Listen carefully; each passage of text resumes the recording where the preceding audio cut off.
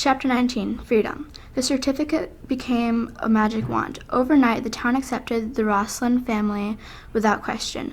Vladek graciously accepted compliments about them. They still suffered, however. January brought an exceptionally harsh winter, freezing everything, even rain. The family slept together to keep from being frozen themselves. David slept in the middle and was always warm. Jacob slept poorly, awakening throughout the night with chattering teeth.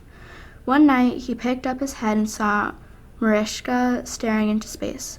"Want to play words?" he mouthed soundlessly. She smiled eagerly, relieved to be distracted from not being able to fall asleep. On 2 scraps of paper, Jacob wrote down the longest word he could think of, handing one to Mariska.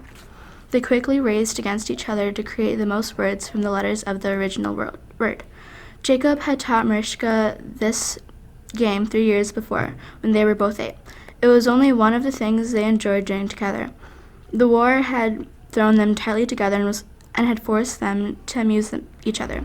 Yet it was more than circumstances that made them close. From the moment they met, they felt a special understanding between them. Even in Kamensk, where they were free to go outside and the local children were eager to play with them, because they were from the big city, they still kept to themselves. When Yurik had been alive, sometimes Jacob had felt torn between Mariska and her brother. Since his death, the two had become best friends, who could tell each other anything. Once Jacob had boldly told Mariska, "I hope we'll always be together when we grow up. I'll marry you." Jacob and Mariska didn't disturb the sleeping figures around them while they labored to outwit each other. Suddenly the window rattled. The children locked frightened eyes, waiting. It happened again.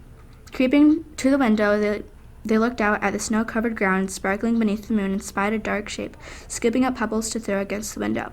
Jacob waved down at the figure, who looked up.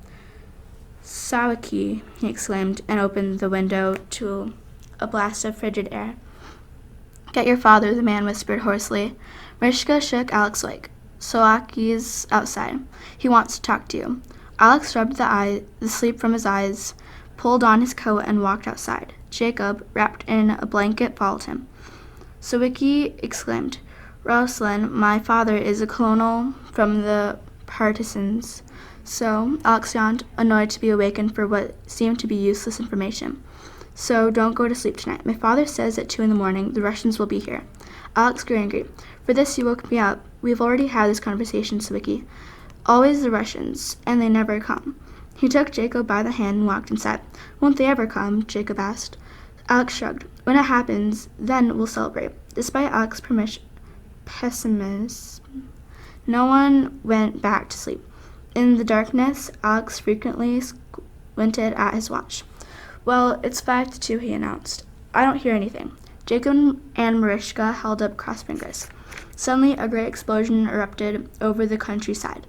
The land lit up as if a million flashbulbs exploded. The bed trembled and the house shook like a steel wall.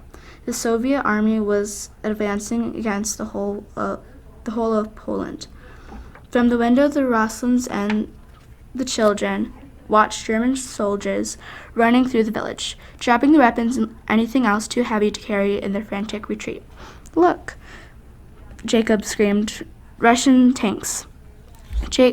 David grabbed Jacob and pulled him onto the bed. We're free, they yelled, jumping up and down until the bed broke beneath their weight. They collapsed with giggles when the first Russian soldier came to the door. Jacob rushed to open it. In front of him stood one of the largest human beings he had ever seen. The soldier, wrapped in a thick, padded jacket, had a heavy, black, curly beard and fierce eyes. Startled, Jacob found himself in the man's arms, being swung around and around. The soldier held him out at arm's length and stared at him. "You're Jewish," he stated matter-of-factly. Jacob froze. Slowly, he nodded his head. The soldier broke out in a broad grin. "Me too."